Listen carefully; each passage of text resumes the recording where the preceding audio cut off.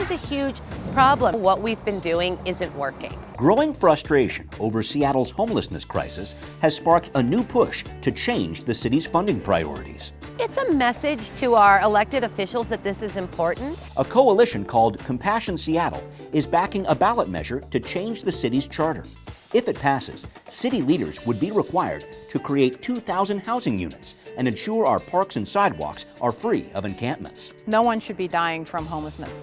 But some advocates for homeless people are voicing concerns. We don't want there to be more sweeps.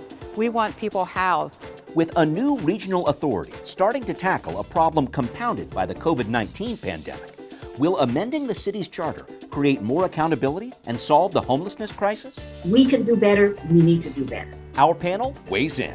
We do not have enough money. Money's not the issue here. Putting on political pressure to put an end to Seattle's homelessness problem. Next on City Inside Out.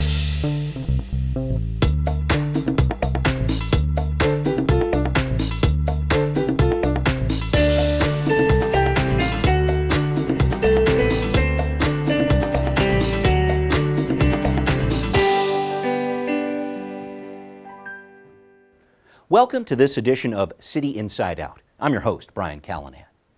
Could a new amendment to the Seattle City Charter change the way our region deals with homelessness? That's the question that might soon face voters with Compassion Seattle, a measure that aims to provide housing and services for homeless people and stop them from living in parks and other public areas. Compassion Seattle has a broad coalition of supporters, from local businesses to homeless service providers, but it's facing some major challenges too. Critics say the measure could lead to more homeless encampment sweeps and might destabilize King County's efforts to establish a regional response to homelessness. This week, we're examining Compassion Seattle's efforts to create a new approach to the decades-old crisis of homelessness. Compassion. From its Latin roots, it's a word that means to suffer with. But translating the visible human suffering of homelessness on Seattle streets into a plan to help is where the group Compassion Seattle says our elected leaders are falling short. Right now, what we've been doing isn't working. Erin Goodman is executive director of the SODO Business Improvement Area, or BIA. She's part of the Compassion Seattle Coalition, which is gathering support for a vote to amend the City of Seattle's charter and reprioritize its response to homelessness. If we actually put this as the number one thing we need to deal with, then we're prioritizing the first dollars. The amendment, if approved, would require the city to create an annual $200 million human services fund and build 2,000 new units of emergency and permanent housing within a year's time. The measure also calls for the city and King County to build out low-barrier, rapid access, substance abuse, and mental health treatment and services, and requires a quarterly progress report on the effectiveness of these and other strategies. There's an effort to reduce visible homelessness, too, with a mandate to keep parks and other spaces free of encampments as emergency and permanent housing are available. That was absolutely a group process. Goodman says the coalition, which includes former council member and mayor Tim Burgess, the Downtown Seattle Association, and homeless service providers like the DESC, is sending a message with the amendment, which, if approved, could only be reversed by another public vote. This makes sure that the will of the people is respected and followed through by the elected leaders. By putting this in a charter amendment, we're saying you need to pay attention and this needs to be your priority. We feel the same degree of impatience, or even more so, because we're in the trenches. Sharon Lee is executive director of Lehigh, the Low Income Housing Institute, a housing and service provider that appreciates the energy of Compassion Seattle, but is concerned the group did not reach out to groups like Lehigh to craft this proposal. No, we were not contacted. Compassion Seattle did respond to critics soon after its original language was released, softening the amendment to say that the city may take action to clear public spaces of encampments, a key point for Lee, who wants to make sure the offer of shelter to homeless people is authentic. If they don't have a real opportunity to move into a tiny house or move into an apartment, then they're likely to be swept. Lee says while the language of Compassion Seattle which would sunset in the year 2027, is now more acceptable. She's concerned that the measure's focus on helping the chronically homeless could take resources away from homeless people trying to support families and the newly homeless. We just don't want to see a shift of one population is more deserving than the other population. To start this process and implement it, we have that funding. Compassion Seattle is confident local leaders can accomplish the goals it lays out within existing budgets, and is also confident with more shelter options, sweeps would be rare. There won't be a need for mass encampment clearings because most people will be choosing to leave voluntarily. We don't want there to be more sweeps. We want people housed. Lee supports adding shelter space, but says Compassion Seattle may end up duplicating the work of King County's Health Through Housing proposal or other efforts as the Regional Homelessness Authority slowly begins to take shape. I think, there's significant overlap. Goodman says Compassion Seattle allows for coordination with King County or any other agency, but above all, it's pressing for tangible results. What people want to see is their leaders coming together around a unified direction and that they can start to see progress. And Compassion Seattle is already seeing progress, with hundreds of thousands of dollars of campaign donations in the effort to reach the November ballot. The challenge ahead? I got some hand warmers and granola bars. Finding support from more service providers and other groups, unsure of how changing our city's charter will change a decades-old crisis. To the extent it gets people united, that's a good thing. But it has to be done well. And joining us to discuss this issue, we have with us Gina Hall. She is Executive Director of Uplift Northwest, formerly known as the Millionaire Club charity. Thank you for being here. Also, Tiffani McCoy. She is Advocacy Director for Real Change, the nonprofit homeless advocacy group and newspaper. And finally, John Scholes, President and CEO of the Downtown Seattle Association. Thank you all for being here. And John, let me start with you here. Our region, like so many others, has struggled with homelessness for decades. We had in our area the Committee to End Homelessness in 2005. The city and King County declared an emergency on homelessness in 2015. And we have seen businesses and service providers rally behind these efforts in the past. So I'm looking at Compassion Seattle. It's a little different. It's a charter amendment, not the usual path for voter-led measures in this city. I want to figure out what would be different, though, if this measure was approved. Why do you think this would be successful where other efforts have fallen short? Well, we have a public health crisis in our community in the form of chronic homelessness. We've seen the issue and problem get worse since the start of this pandemic. And it's been nearly 6 years since our city and county declared a state of emergency. We have an emergency. We need to treat it as such.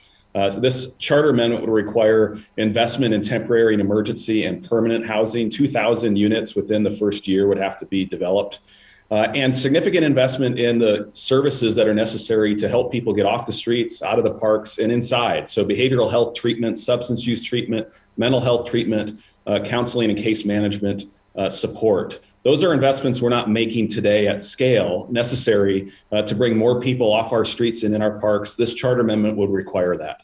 Okay, thank you very much. Tiffani, let me go to you here. I know you have some concerns about how this bill got its start. It did not include stakeholders like you or the Low Income Housing Institute at the table. Let us know about that and what questions you have about Compassion Seattle's approach here. So for me, this is being rolled out as something that will solve the crisis, but it just simply won't. The language gives you that they're going to be able to build housing overnight and that this housing isn't going to cost any money.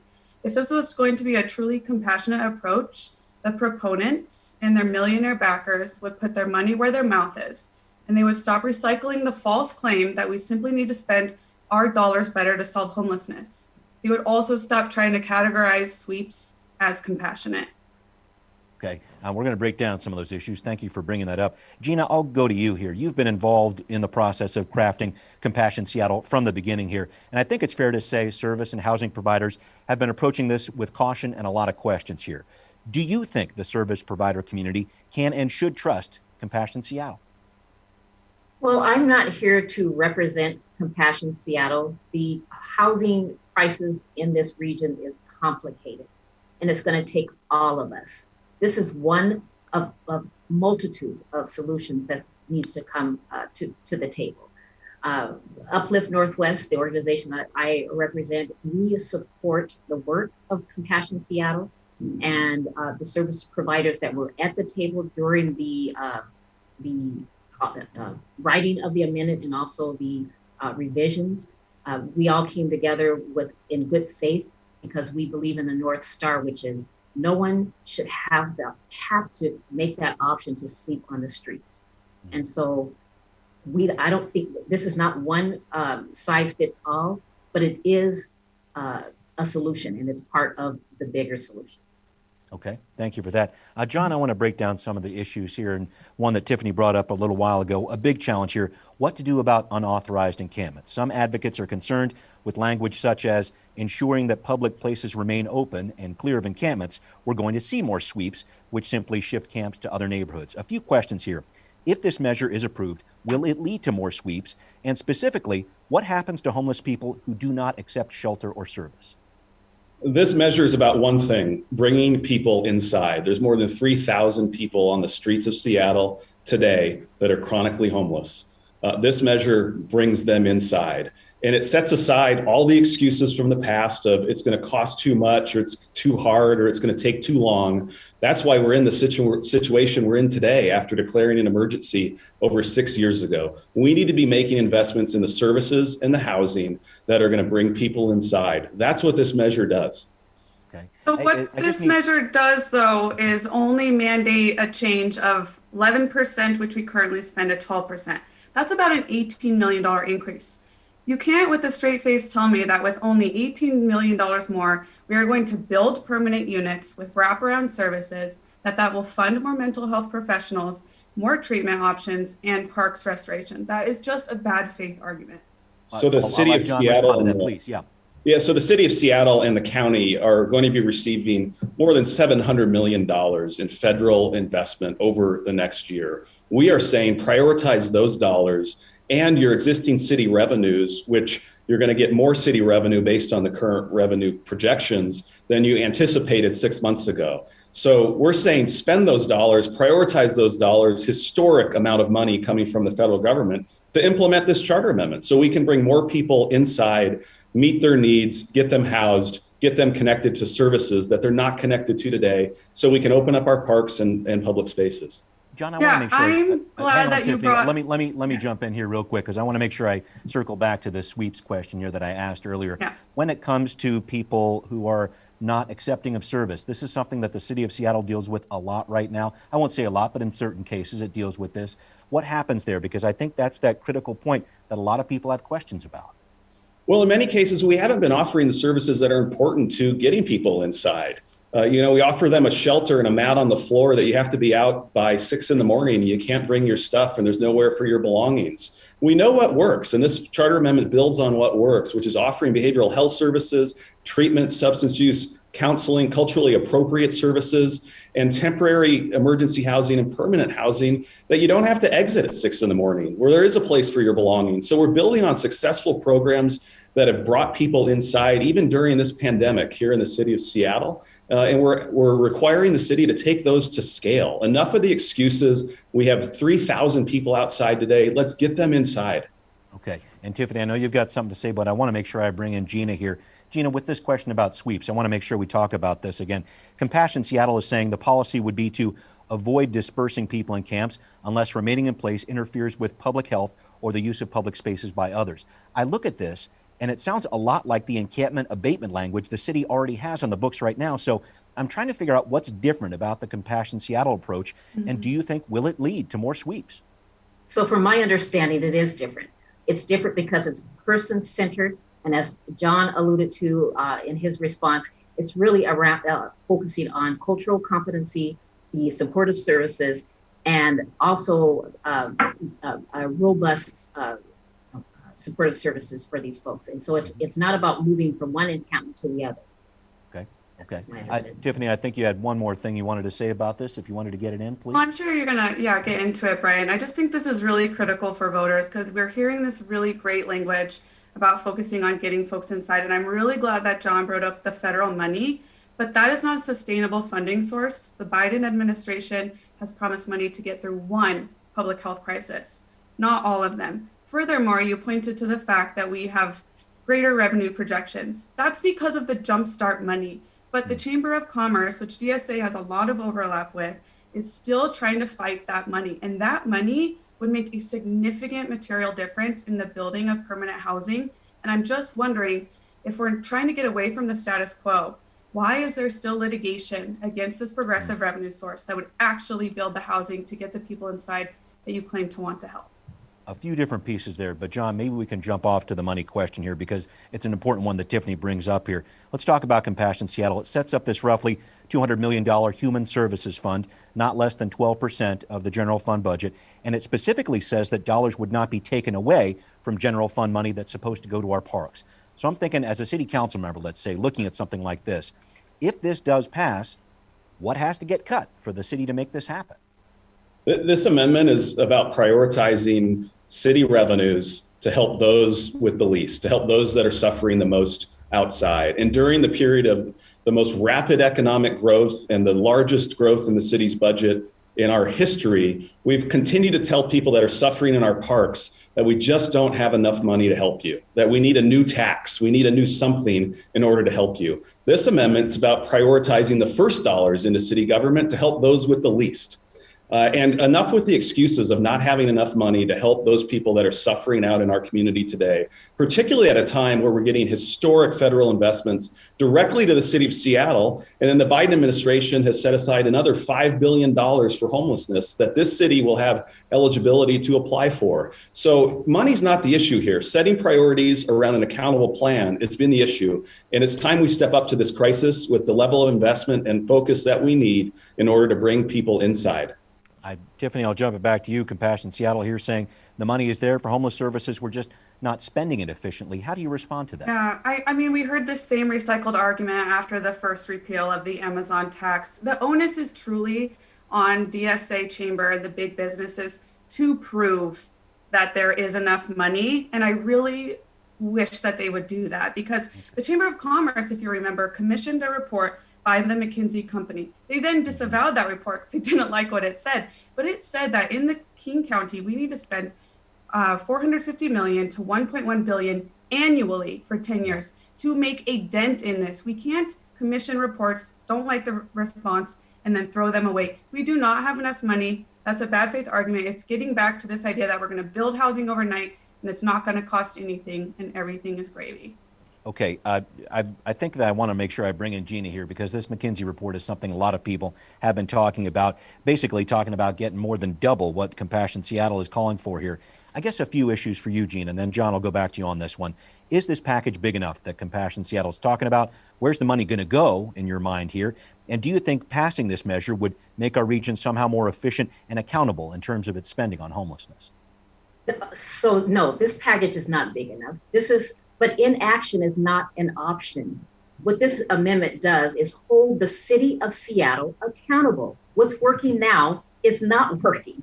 And so we as the citizens, we have to come together. Like I said at the beginning, this is just one. The homeless crisis in this region is complicated. This is one tool that is going to be on the ballot so that the citizens can vote on it. And then it's going to take government, city government, feds, corporations, and individuals to solve the homeless crisis. So, so your answer is you're right. And I did read the McKinsey report. It's going to take more than $12 million, but we got to start somewhere. Okay. I guess, John, in talking about this idea of being accountable to voters, accountable, making sure that our elected leaders are accountable here, if you could touch on that piece, please. And also this idea about we do have a lot of federal dollars that are coming in, but is that sustainable long term with this? Your thoughts? Well, we've been going the other way on this, the wrong way on this issue for too many years. And we see the numbers get worse. We see too many people suffering. They're not getting services. They're not getting the housing they need. And so the best we've offered them as a city is a park, a cold alley, or a sidewalk. We can do better than that. Many of these individuals are eligible for Medicaid dollars and Medicaid services, but they're not connected to Medicaid because they're living in the corner of a park. And we need to be investing in the treatment and substance use that they need. And we need to bring housing online as fast as we can. This charter amendment would eliminate some of the permitting requirements and other restrictions and sales tax payments that providers are having to make and make building housing easier so that we can get to those 2,000 units within a year. And so this is about doing what we need to do with the resources that are available within this city today, with more to come from the feds to bring our neighbors inside. Would also require a quarterly report to the public on this in terms of how these dollars are spent. So we'll certainly keep an eye on this. But John, I want to stick with you and talk about another important issue here, because the DSA has been a supporter of the Regional Homelessness Authority, which has had some trouble getting off the ground. Just recently signed on a CEO with Mark Dones. Compassion Seattle says it would work with that authority and other agencies. But looking at this, it's a charter amendment for the city of Seattle. Doesn't this amount to Seattle going it alone? What do you think? No, this charter amendment affirms the importance of the Regional Homelessness Authority. It requires the city to contract where appropriate with the Regional Homelessness Authority for the provision of services. And this is very much built on the way that Seattle King County Public Health operates today. So this is consistent with that Regional Homelessness Authority, but requires Seattle to step up to the significant challenge within our city limits today, in the tents and the people that are suffering within our own park system today, to step up with investment in treatment and housing so we can bring more people inside. Would it have been smarter to wait for the Regional Homelessness Authority to establish itself? A quick thought on that, John. We've been waiting too long. It's 6 years since we declared this a state of emergency. We don't need more waiting. We need more action. We have people suffering and dying today on our streets, in our parks. We need to take on this issue like it's an emergency. Okay, thanks for that. Tiffani, to you here. How do you think Compassion Seattle, if it did pass, would impact the effort to build up and implement this Regional Homelessness Authority? It's a big issue in our area. It is, and I'm glad that, we're on the same page with the urgency with this now, because the DSA and Chamber and big business for years has been peddling the message that this is not a Seattle issue, that this is a county issue, and has been kicking the can down that road to that avenue. And now that's about to be stood up, and now it's no, we need to emboss this in the city charter. So how I think it will roll out, I think that this is absolutely, and I hope voters notice that John did not answer the question about sweeps in public spaces. This absolutely will put into the city charter that public spaces need to be clear. And it says specifically in section 3 that if an encampment is not to be cleared, you can still ask these folks to shift their stuff. That's still a sweep. That's still taking people out from where they are and not offering them the services that we need. And I want to ask John specifically, because real change, we're about to go on a budget fight with federal money to open up RV safe lots. This charter amendment doesn't at all discuss RV dwellers. So will the DSA support opening up thousands of units of RV spots with wraparound services? Are you going to do that? Are you going to help us to get street sinks off the ground for hygiene? Are you going to help us get mobile pit stops for bathrooms? What tangibly will you fight with us on at the city level to make a difference now, as opposed to just this charter amendment? John, I'm hearing a direct question there, and I feel like it would be best if you could respond. Well, I agree, Tiffani. I think the city of Seattle and the county should be prioritizing the historic amount of money they're going to be receiving from the federal government on strategies to bring people inside as fast as we can. Some of those might go to RV investments or temporary emergency housing or buying hotels. We need to be prioritizing these dollars to bring more people inside. That's exactly what this charter amendment's about. And it sets in city policy and within the city charter a framework and an approach so that we can end chronic homelessness in the city of Seattle and make the level of investment and in the services and in the housing we know that people need in order to come inside. Chasing people around this city, chasing them out of one park to the other park is what we've been doing for the last 6 years. And it hasn't changed much for the people that are suffering outside or for our park system and public spaces in our neighborhoods. We need a different approach, which is about treatment and housing to get people inside. Okay, thanks so for we that. can Gina, count on your support then for Okay. RV wraparound services. I'm sure we're going to have some more on RVs, Tiffani. Thank you for bringing that up. And I know the city's looking at that too, as a matter of fact. The city council is. Gina, I want to make sure that I get you to weigh in here, because I look at this regional issue. It's a big concern, because over the past couple months, we have seen several cities in King County pass some homeless unfriendly laws. Mercer Island, Auburn, a few of them talking about criminal penalties basically for sleeping outside. Are you concerned that Compassion Seattle could somehow continue that trend and damage this work that has been done to create this Regional Homelessness Authority? I'm concerned about families who have to make the choice to sleep outside. And so from my understanding and my interpretation of this amendment is, we're going to be providing supportive services We're going to be providing behavioral services, substance abuse, mental health services to get folks off the streets. They should that should not be an option. When I come into my office is in Belton. I come into this office every day, and there's typically someone sleeping on the sidewalks. No one chooses to do that. We can do better. We need to do better, and that's what this amendment addresses. It's one solution to a complex issue. Got it. Okay. John, some final thoughts to wrap up here. Thank you all. It's been a very good discussion here. I want to talk about what's going ahead here, the effort ahead to get Compassion Seattle through the city clerk's office and gathering signatures. Talk about that, please, if you could briefly, and then some final things you want people to know about this proposal.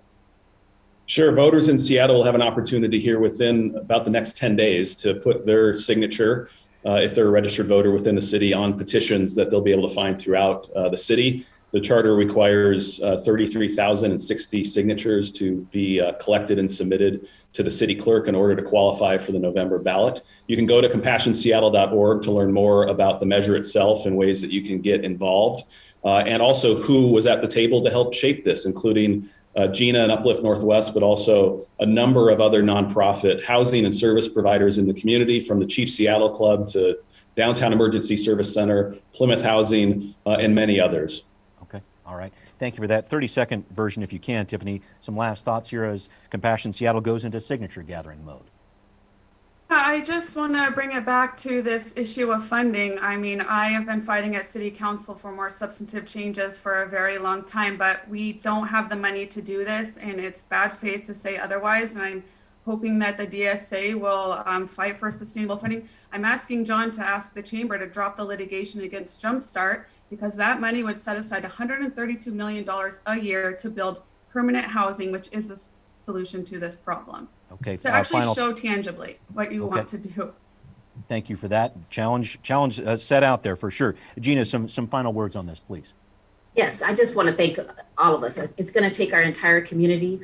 Uplift Northwest, we are a 100-year organization, and the reason that this amendment resonates for us is we provide employment and readiness training, and 60% of the folks we serve are homeless. They come to us, they want a job, they want dignity, and we provide that. We're not the only solution, we're part of it. This is complicated, and it's going to take all of us coming together as a community to make it work. All right, thank you all for your input here, and we will be right back. What are people on social media saying about this issue? One person writes, Seattle leadership is trying to show compassion. The average cost of a studio apartment in Seattle is $1,200 plus utilities here. Another writes, Seattle is going to whitewash their war on the homelessness efforts with a coalition of big business who want sweeps and nonprofits who want contracts. We'd like to know what you think. Send us an email at contact@seattlechannel.org or find us on Facebook, Twitter, and Instagram. Coming up next time, lawmakers have just wrapped up another legislative session in Olympia. What policies did they pass, and how will that impact you? We'll take a closer look next time on City Inside Out. I hope you join us.